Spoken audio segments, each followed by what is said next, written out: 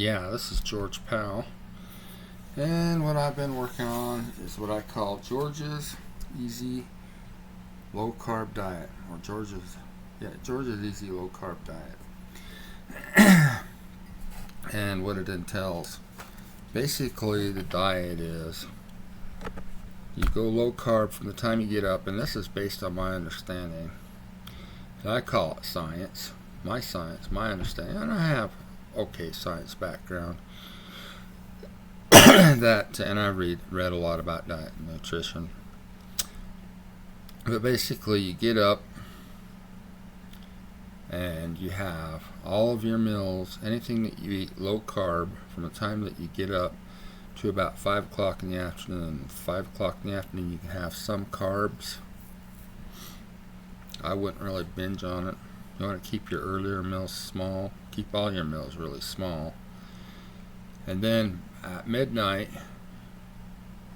you revert back to low carb again.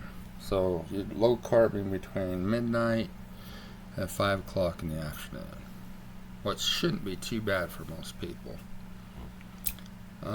Yeah, it's easy. It's cost effective because really what you're doing is you're cutting out carbs. And a low carb diet doesn't mean cut out the carbohydrates and replace it with a bunch of fat and protein. It means cut out the carbohydrates and reduce your cravings. That helps reduce your cravings for food. So you can either skip meals or eat a lot less at each meal.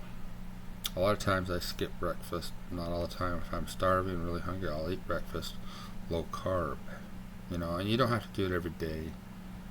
I mean, if you fall off the wagon, you just get up the next morning and start over again.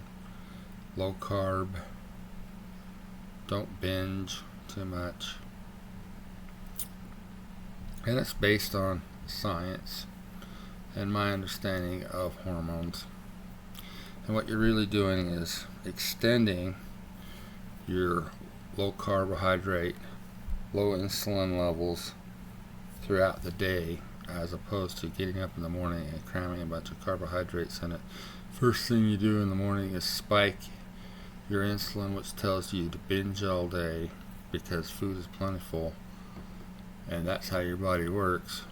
I mean, as soon as your blood sugars drop, you digest that meal, you're going to be starving again, and you're going to want to eat more. With low carb, you don't get the high insulin, which prevents the dramatic blood sugar drops. So yeah, it prevents the huge cravings for food. You might have much smaller cravings for food that are much more controllable, allowing you to skip meals, maybe have some tea instead of eating a meal, and pushing down those glycogen levels so that you're not topped out on your sugar. And I have a list of things that I've come up with that I thought might be somewhat effective. These are my strategies for weight loss. I don't know why it's back. Eat less at every meal. Distant meals out farther away from each other. Eat little to no sugar. Eat fewer carbs. Eat little to no refined foods, especially carbs. Eat more fiber. Eat more whole unrefined foods. Eat little to no refined fats or refined oils except for olive oil. Make more foods from scratch to control ingredients. Stay positive and keep trying. That's important, not giving up. I've been dieting for a long time. I haven't given up, although I take long breaks because it's like I've given up, and then I climb back in the saddle and try some more. Stay positive, keep trying. Drink water before eating. Eat small, low-carb breakfast to keep from getting on the blood sugar roller coaster that makes you hungry off and on all day. Yeah, you don't want to spike your blood sugar in the morning. And this is the opposite, really, of what some people say. I heard Marie Osmond say something about eating your carbs first thing in the morning, and that'll give you energy, but it's going to cause you to eat the rest of the day, and it's going to drive you to eat and binge because you're going to be starving. Anyway, hold on a second. I got a phone call. Anyway, Where were we at? Drink water before eating. Eat small low-carb breakfast. Keep from getting on the blood sugar roller coaster. Makes you hungry off and on all day. Work with your doctor and get the tests you need and treat the problems you have.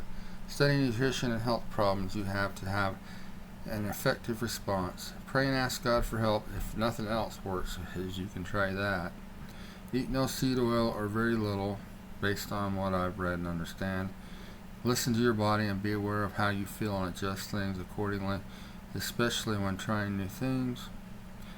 Don't do something that's going to hurt you. That's the thing with that one. I mean, you want to listen to your body, adjust things really slowly, as opposed to jumping on a new diet that's going to cause you to change out all your food and your habits, and then you find out the diet isn't going to work for you. So you have to throw out the new food and buy your old food back or what have you. Who knows?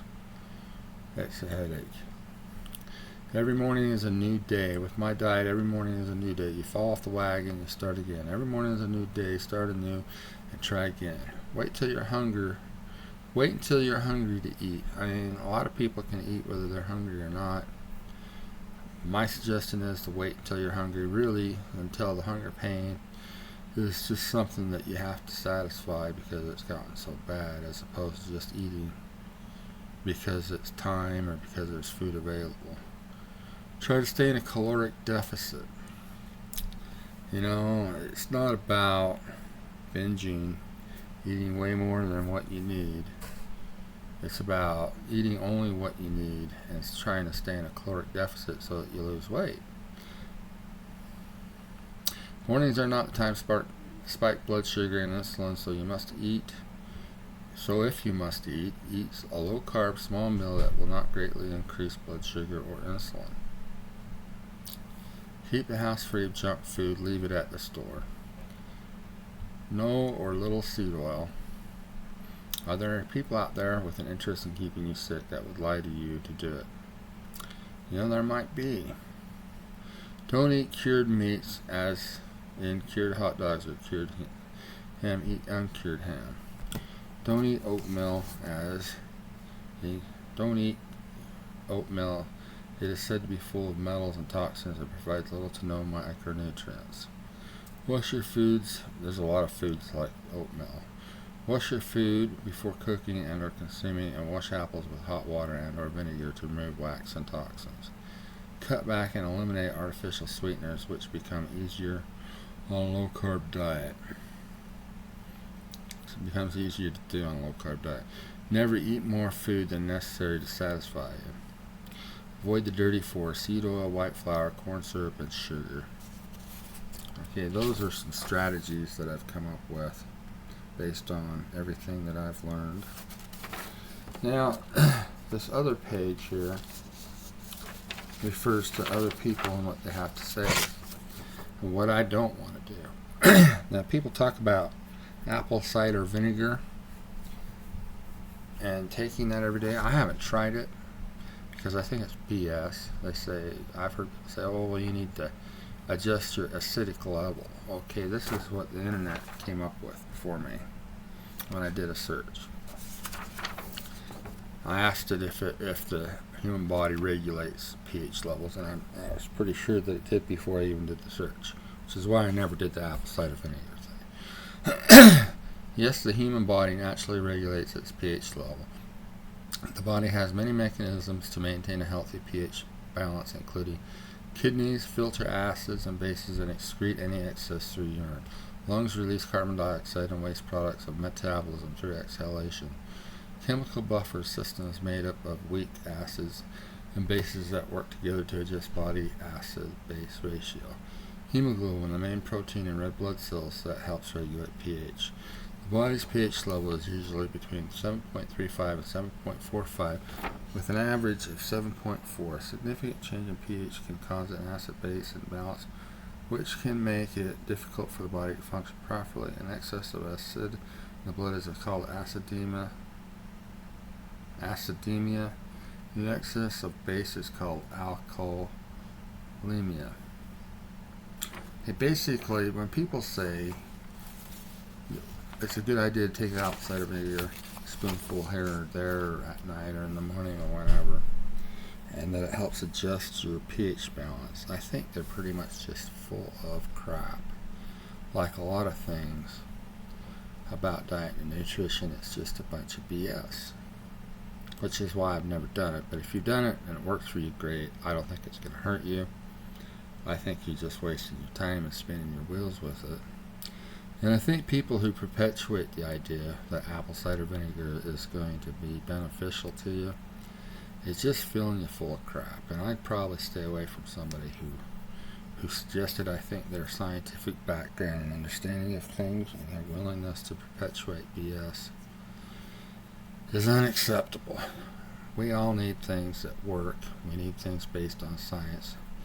And we need a lot less BS in the world. So, yeah. So, it's just an indication that there might be full of crap. But anyway, that's my 2 cents for today with George's easy low carb diet. Diet needs to be a few things. It needs to be easy, because if it's too hard, you're never going to stay on it. It needs to be cheap, which has to do with being easy. So you need to have something that, if anything, costs you less money. Maybe it costs a little more, but you don't really want an expensive diet or one that's hard to stay on. And it needs to be based on science and works. And I think I've come up with it. Still refining it. Hope that it works for everybody. Anyway, that's my 2 cents for the day. Thanks for watching.